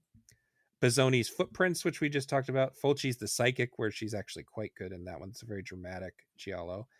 And Stavello Massi's Angela the Black Angel, which is a late 80s giallo revival thing. And then she's also in a dozen spaghetti western herself, and is in the Bava classics, Hercules and the Haunted World, and The Whip and the Body. Anything else on this one? No. Okay, let's keep moving on to so the last movie was the one that I had was the coldest on initially and grew to like on this rewatch. The next movie is the opposite, where I remember it being one of my favorites, but I didn't enjoy it as much rewatching it, which is Paolo Cavera's The Black Belly of the Tarantula, released on September 21st. Italian title La tarantola dal ventre nero. This is another procedural body count type movie. Cavara is one of the co-directors of Mondo Carne from 1962.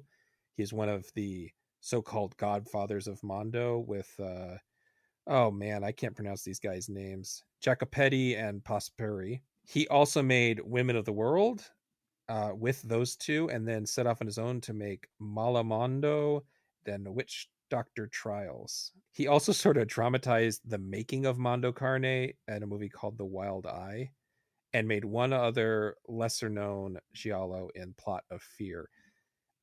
Otherwise, he's really not an important character to a lot of things. He just was one of the guys who was on there at the beginning of the Mondo boom. I believe you said you did not particularly like this one. Oh no, I really did not. I think it has a very lurid premise of people being paralyzed, so they are sort of witnesses to their own death, feeling everything and seeing everything, but being unable to move or prevent it. Like, it's such a perverse thing. And then the movie itself just does not live up to it. There's not really any psychology to any of it. All of the sexuality in it is like the lowest brow, least interesting kind of thing. And really the thing I got the most out of this movie, the thing I enjoyed the most, is that the lead is so stupid. And the entire movie is this police detective being like, I don't know if I got what it takes to be a cop. I think I might not be cut out for this job. And then we just see him make terrible decisions the entire film. He's constantly doing incredibly stupid things and just being callous and endangering the investigation. And he's a horrible detective. And so it's like, yeah, no, you should quit. You should stop. But like, the movie is trying to be like, oh, but the city needs him. These cops, they put themselves through this emotional turmoil, but really they got to do it because it's a thin line between the madness out there and the good people of Italy or whatever. And it's just like, it doesn't work because he is just such a goofus. And it's very lame. I don't know. There was nothing about this that I found very interesting. And it's, when there's not a hook like that and you have a plot that I just can't help to I don't have a chance of being able to follow.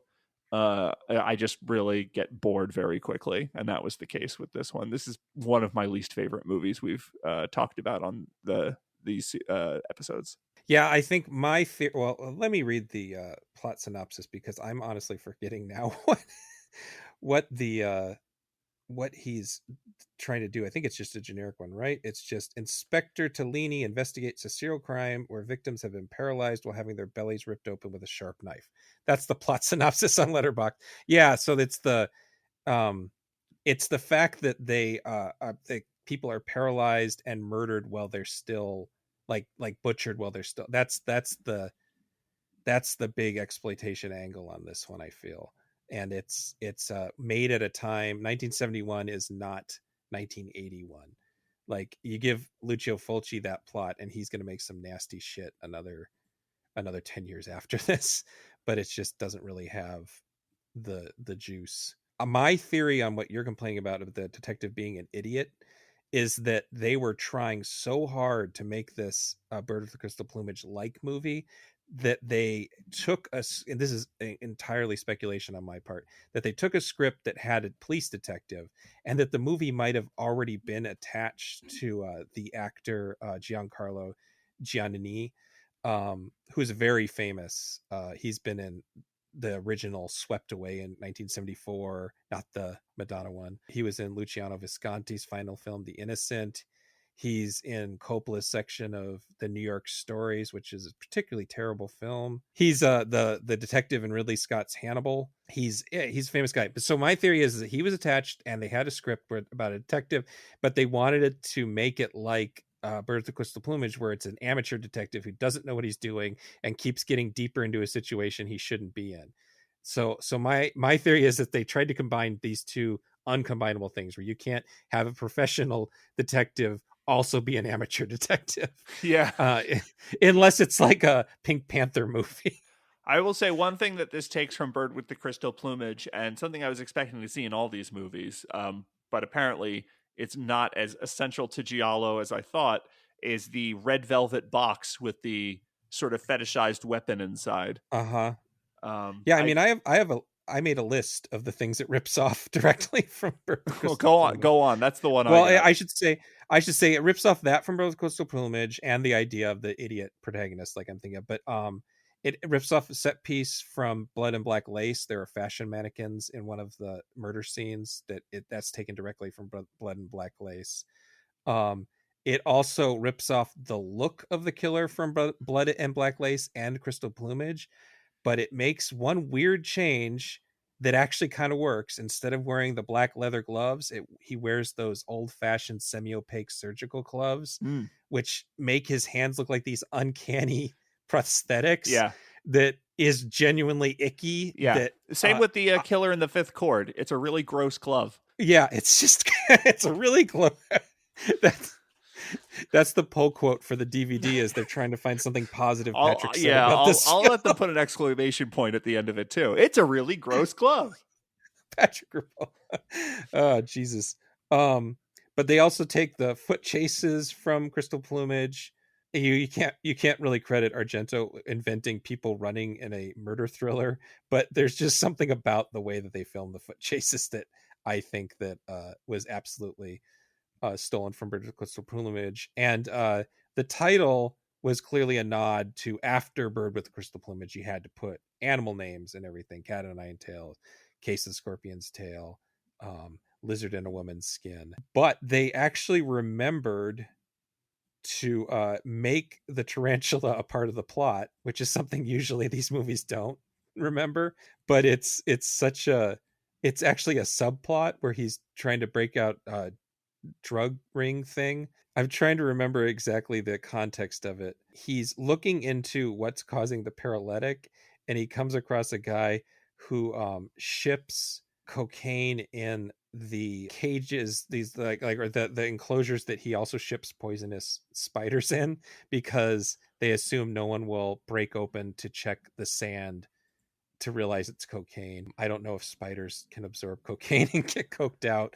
I don't know if that's a thing. They have a scene where this sinister doctor, who is being set up as a red herring but is clearly not the killer, he demonstrates that there's a kind of wasp that injects larvae into a spider, which he calls a tarantula. It's clearly not a tarantula, it's some other kind of spider. But this is a bad idea because he's already a suspect, and now he just looks like a morbid freak on top of being a suspect. It's just this really convoluted scene that ends with him being introduced as a red herring and then eliminated as a red herring within the same scene.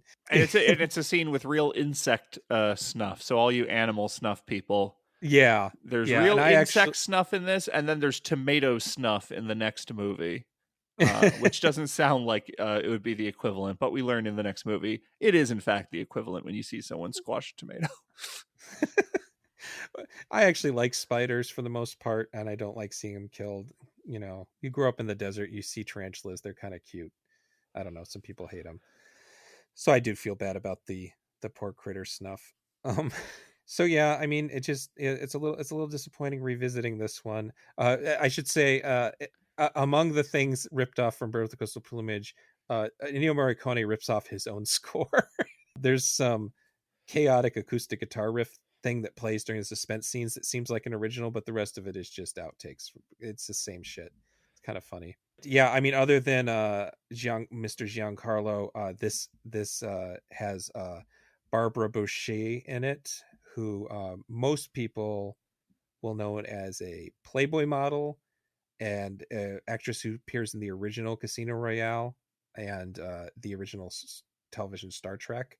But she had a little run of giallo with included this movie, The Man with the Icy Eyes, Amok, which I talked about briefly earlier, the French Sex Murders, The Red Queen Kills 7 Times, which I talked about earlier, and Fulci's Don't Torture a Duckling. And then but we also got a double Bond thing here, if you include the original Casino Royale as Bond. A Thunderball actress, Claudine Auger, is in this, and The Twitch of the Death Nurse, or I guess Bale Blood is what we're calling it.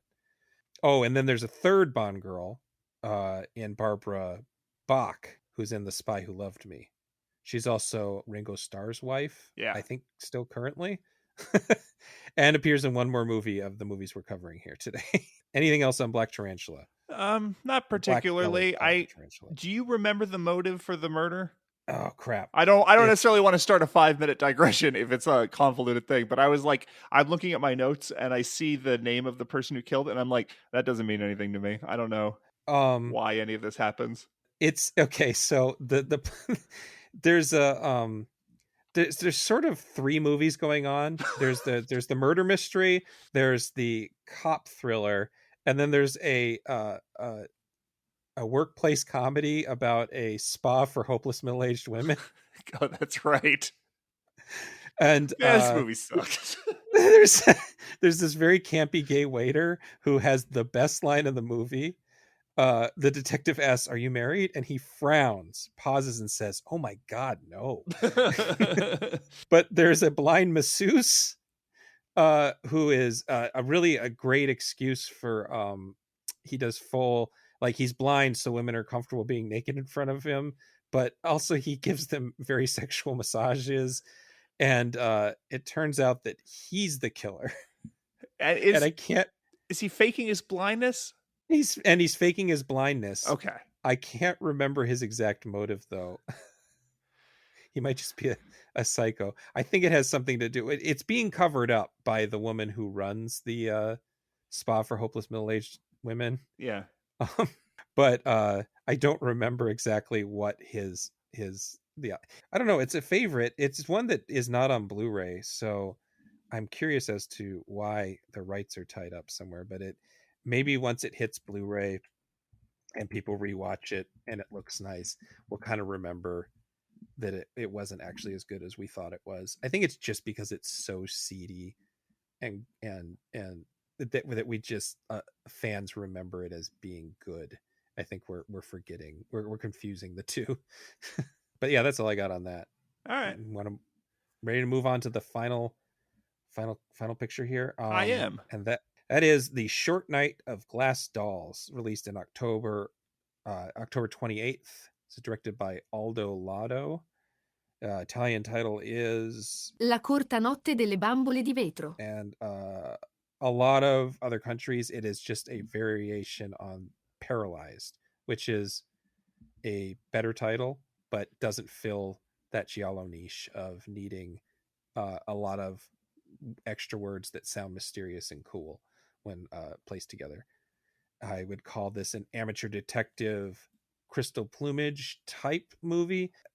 So the twist on that is that the entirety of the movie is being remembered from the point of view of a character who is lying supposedly dead in the morgue and awaiting his cremation and hoping that somebody will recognize that he's not actually dead and trying to remember how he got to this place. So the whole story is recalled on his deathbed, essentially. That's the twist on the theme. Otherwise, it's a pretty straightforward amateur detective kind of body count movie.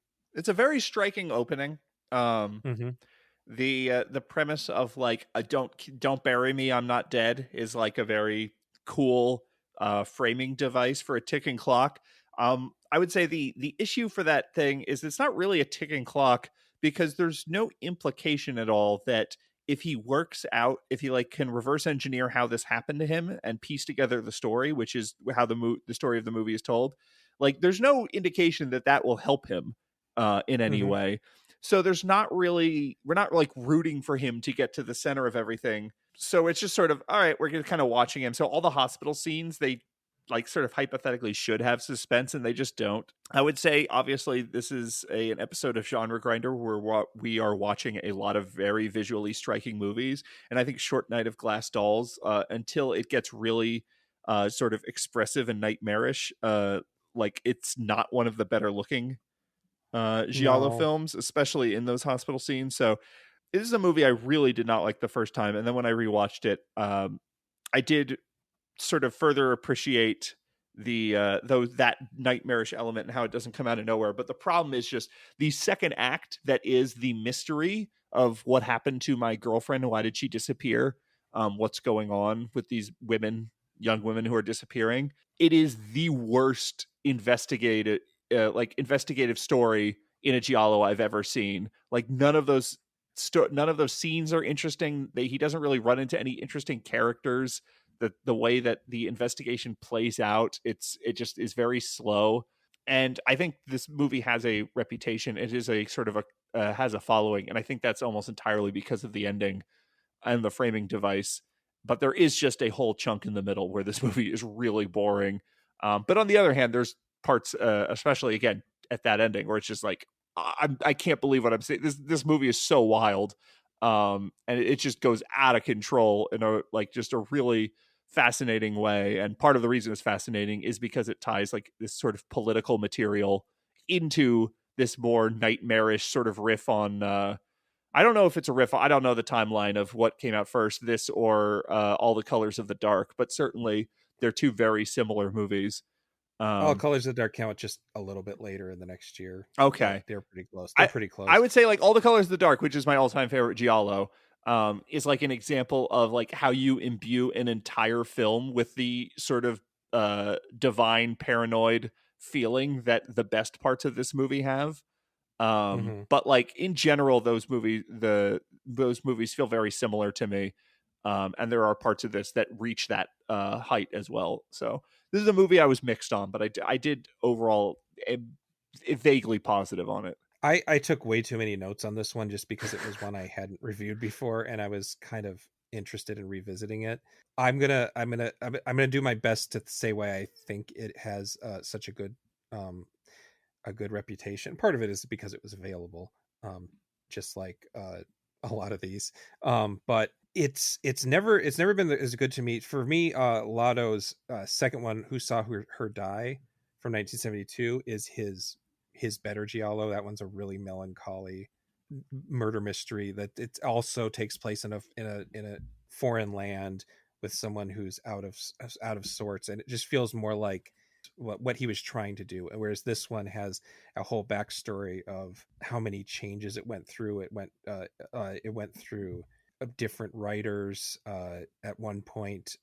According to another Roberto Curti book, which is Italian Giallo film and television, Lotto says the final draft was written by Sergio Bazzini, who is a left-wing political writer, and that Antonio Margheriti at some point was attached to it.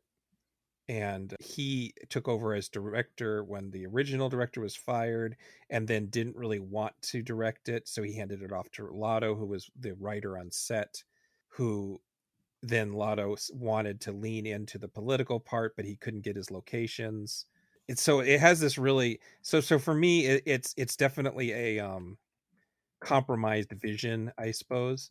But Hussar Die is sort of like the Don't Look Now of Giallo movies. And then later he made Late Night Trains, Night Train Murders, which I talked about before, which I think is a genuinely great film. So the idea here for me, and what you're saying about how it has these parts that don't have any meaning to each other, it really feels like there was one movie they were making which was a political thriller. There was one movie that they were making that was a giallo that was fitting this mold of that made money. And then I feel like the third movie that is like an EC comic. It's the idea of someone on their deathbed hoping that someone will realize they're alive and won't stick them in the cremator. That whole part plays out like an AC comic to me, where he's just remembering something and not realizing his responsibility in a situation, like in Lizard in a Woman's Skin being his own unreliable narrator. That part feels like if you ham it up a bit, that's just like a good episode of Tales from the Crypt. Sure. You know, but like you say, I don't think all three of those things fit together. I do want to talk about the fact that Lotto rewrote the script, not originally wrote the script, while he was actually staying in Czechoslovakia. And he based it on the Prague Spring, which was just going to kind of go with the Wikipedia definition here, is a series of events and protests that shifted Czechoslovakian socialist republics politics. It split their parties. It led to intervention and invasion from the USSR and a period of media censorship known as the normalization.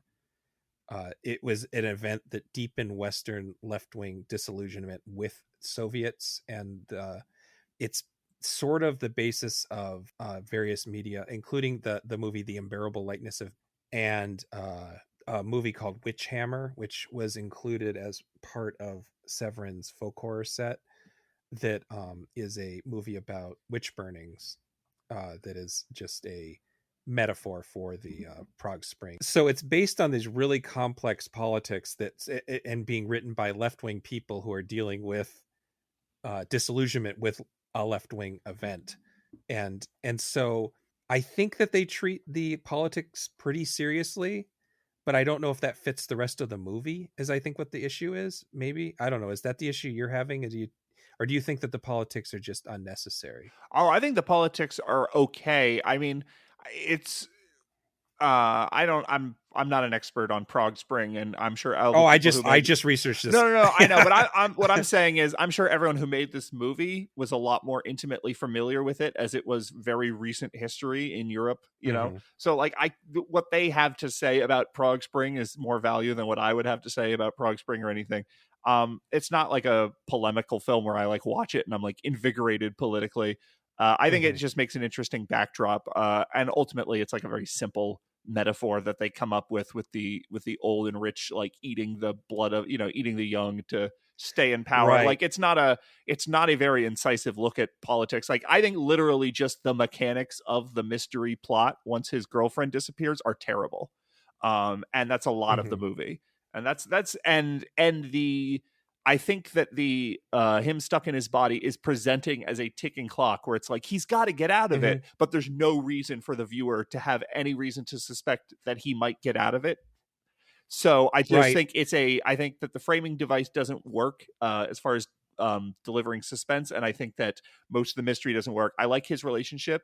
I like a lot of, there's actually this is before Philip Kaufman's Invasion of the Body Snatchers, but it gets there first in terms of there are shots where the camera is pushing through a crowd of clearly not extras, and you just have people sort of like glancing at the camera. There's a lot of that paranoid feeling as his body is being transported from one floor to the hospital to the other. You see a shot through the elevator and you just see someone staring at him as the body goes past. And like, there's lots of little bits like that that feel like the best of Philip Kaufman's Invasion of the Body Snatchers. And having an explicitly political plot makes all of that stuff work better. But I don't necessarily think it did not strike me personally as like a very deep movie in either direction. And certainly in this case, you know, because I am a leftist in 2023, I am going to take the reveal of Club 99, where these, you know, just bloodless uber rich people are snatching up and devouring young people. Like, I'm always going to take that as being like the 1%, as being capitalism or whatever. But obviously this being a post Prague Spring, the people in charge, in power, who are suppressing the people are actually the communists. So that was a thing that in my very ahistorical view of this movie and its context, I maybe bristle at a little bit, but ultimately it's not a whole lot.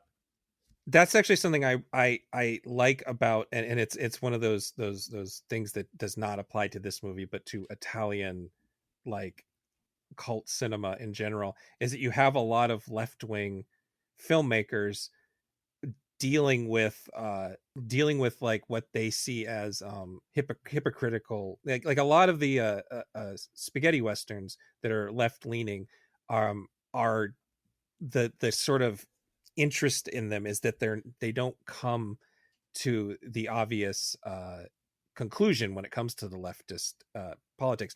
And it's something I always found interesting, is that these movies are made by people that are obviously struggling with what it means to, like, they're the kind of people who are hanging out in coffee shops in France in the 60s and screaming and yelling at each other about their politics, you know. But for that to be expressed in a movie, it needs to be a little more nuanced than what we get in this film. Yeah, that specific emotion of feeling conflicted and feeling ambivalent and feeling like something is slipping away is just like, it's just not within the capability of Short Night of Glass Dolls to tackle. No, and that's and so again, that's like part of what I end up liking, is the idea that they tried to do this thing and failed.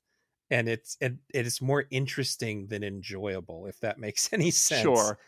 Like, I think all the parts of this movie are really, I mean, I think it's a half decent tragic romance too. Do you think that this movie was an inspiration on the remake of Suspiria? I never thought of that. The remake of Suspiria takes place in the same setting, and there's a shot in this movie where someone opens a closet and then dumps a bunch of flowers on a comatose body that is just like propped up in the closet. It's like one of the most fucked things I've ever seen. It is so effective. It's so overwhelming and powerful and bleak and upsetting. And it's been too many years now since I saw the Suspiria remake, but I remember there's a specific shot in the Suspiria remake that, like, I think a cop starts investigating the dance school, and then at a certain point you see what happened to the cop, and I remember feeling the exact same way. And I wonder if I watched these two back to back, I would see more connections, or if it's just those two elements. But it was just something that came to mind. I don't really know anything about the guy who made the Suspiria remake. I mean, it's director of Call Me by Your Name and the new Timothée Chalamet movie, and several films. But yeah, I'm not really familiar with what his what he watched. I mean, if he remade Suspiria, he probably watches some of this kind of stuff. He is an Italian filmmaker, so yeah, no, I hadn't thought of that. That's an interesting connection. I think what ultimately what I come down to is I think that there's either a decent episode of Tales from the Crypt if you remove most of it, or if you really restructure it, there's an interesting missing person mystery. I mean, there's also scenes with where they're trying to set up red herrings, and so that ends up taking a lot of its energy away. And so I wonder if they remove the giallo element entirely, if it would have maybe been a better movie. Or yeah, and again, like I already made this reference, but like All the Colors of the Dark is a movie that the entire film is just really keyed up and bombastic, and just the camera work and the style and the music and everything, you just feel anxious and you feel like you're trapped in a nightmare and things are spiraling out of control. And it's just one of those things where it's like, if there weren't so many elements of this movie that felt prosaic, if there weren't so many scenes of just like reporters chatting, like I think a lot of this other stuff might play better. And to be fair, like Philip Kaufman's Invasion of the Body Snatchers is a movie that actually has a lot of the dynamics of the sort of newsroom in this movie, with the way that the sort of colleagues and friends in that film are sort of conversing with each other and looking around at what's happening to them and sort of eyeing each other with suspicion. But it works in that movie, and just for whatever reason it doesn't here. I should say that it was one of the people who rewrote this script, Ernesto Gastaldi. He did write All the Colors of the Dark and Torso and Suspicious Death of a Minor and Scorpion with Two Tails and So Sweet, So Perverse, which the Lenzi movie. So that actually might have, the connection you would make to All the Colors of the Dark might be more of an issue of this one writer kind of going through his thing more than Aldo going through his thing. I would recommend people see this and just sort of keep in mind that it's just sort of a little too much, but that when it works, I think like Who Saw Her Die, it has really good sense of despair to it. Yeah. I think yeah, and it's free on Tubi. It's one of a couple movies that we've talked about that is sort of just streaming free somewhere. But I would definitely say it's worth checking out. Otherwise, a last thing is that my favorite quote in this movie is that. So yeah, that'll bring us to the end. Yeah, there's some other movies that came out this year that maybe we could have covered. I will personally recommend The Designated Victim, which is a variation on Hitchcock's Strangers on a Train. And also, I didn't want to cover two Argento movies, but Four Flies and Grey Velvet was the last of this list of 42 movies. It was the last one to be released that year. And it is a pretty interesting movie. I think most people like it better than Cat o' Nine Tails. I just wanted to talk about Cat o' Nine Tails instead, unfortunately for Patrick's sake. Oh well. I will say I just went back and we watched 12 movies and I have positive feelings about 8 of them. Yeah, that's pretty good. So I was thinking like, oh yeah, I already know I like 2 of them and I might like 2 or 3 more. So I was pleasantly surprised. And maybe this did turn me around a little bit. Maybe I'm a little less skeptic.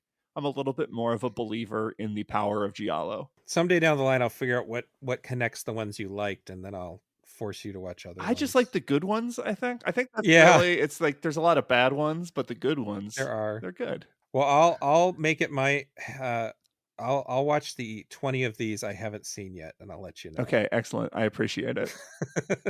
Oh, one more that's really good. The Glass Ceiling is a Spanish one by Eloy de la Iglesia, who great filmmaker. I know. Yeah, great filmmaker, which is his version of Rear Window, and I quite like that one. So that's the other one I'll recommend from this list. And I don't know. We'll think up another thing like this for next year or later this year. I don't know. What were the other things we were thinking of? The number one year for giant monster movies? Yes, 1957 had several. It was sort of the watershed year for American giant monster movies, and after that, they kind of stopped making those like post-nuclear disaster kind of giant monster films. So there's that. I was thinking, just because on one of the podcasts I have, 96 Greers, our upcoming episode is going to be on The Wedding Planner starring J-Lo.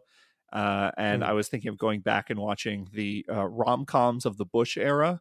I think if you go from the year 2001 to the year 2008, you're going to probably see the peak and the fall of the American rom-com in that time period. So that wasn't something I had interest in. We have an idea for October that we maybe don't even want to give the premise yet. But I think if fans of the horror shows that we did on Directors Club, I think will be very pleased by what we have prepared for Halloween. Yeah, and then the other one I thought of is I can make Patrick watch spaghetti westerns, because 1966 is very clearly, without question, the best year for spaghetti westerns. Oh yeah. I've my experience is limited, but like I'm a fan of Compañeros. I'm a fan of Good, the Bad, and the Ugly, and Django. I think most people just prefer spaghetti westerns to Giallo, and it makes sense. I get it. All right, so as per usual, you can find me on Twitter at Gabe M, as in Matthew Powers. There's a Genre Grinder Twitter. There is a Genre Grinder Gabe on Instagram, which I'm trying to remember to upload to, because that's new to me. Genre Grinder Facebook, and of course the Genre Grinder website, where I am trying to upload at least 2 new reviews every week, and I've gotten on some good mailing lists, so I have some cool Blu-rays and 4Ks coming up for review. Where can they find you, Mr. Patrick Ripoll? Well, I got 3 podcasts. 2 of them are on the Now Playing Network. One of them is Uptown Song Club. It's a podcast about music where it's fully edited, where I put in sound clips of the music we're talking about. So if someone mentions the bass line, you'll hear the bass line. It creates a sort of sound collage experience while also maintaining the sort of chat show format of most podcasts. I have Tracks of the Damned, where I record commentary tracks for horror movies. Gabe's been on a bunch of them. I would definitely recommend our commentary track for Martin. That Blu-ray just got delayed, but it will still come as of today. Yeah, we're recording this on Happy Valentine's Day. We're recording this on Valentine's Day, and just before we started talking, they delayed the fucking but that's a particularly good episode. And then I have a podcast, 96 Greers, where we cover the career of character actor Judy Greer, one film at a time. Everything from Oscar bait like The Descendants to direct to Hulu horror movies like Good Boy to the upcoming Wedding Planner, where she plays J-Lo's best friend. That's fun. And then I'm on the internet, just on Twitter at Uptown Song Club, on Instagram at Uptown Song Club, and I'm on Mastodon, which is linernotes.club/Uptown Song Club, or at Uptown Song Club at linernotes.club. At some point I'm going to get it right, but Mastodon's a little hard to figure out, so just keep searching, you'll find it eventually. All right, well, thanks for listening, everyone, and thanks for sitting through 2 whole episodes of this with us. Talk to you next time. Bye. Look out, mouth. Watch out, hips. I'm bringing the world's fastest soft drink to my lips. Mellow yellow makes you feel so good, so fast. From your head down to your toes. Mellow yellow makes you feel so good, so fast. You just can't drink it slow. Look out, mouth. Watch out first. This mellow yellow's as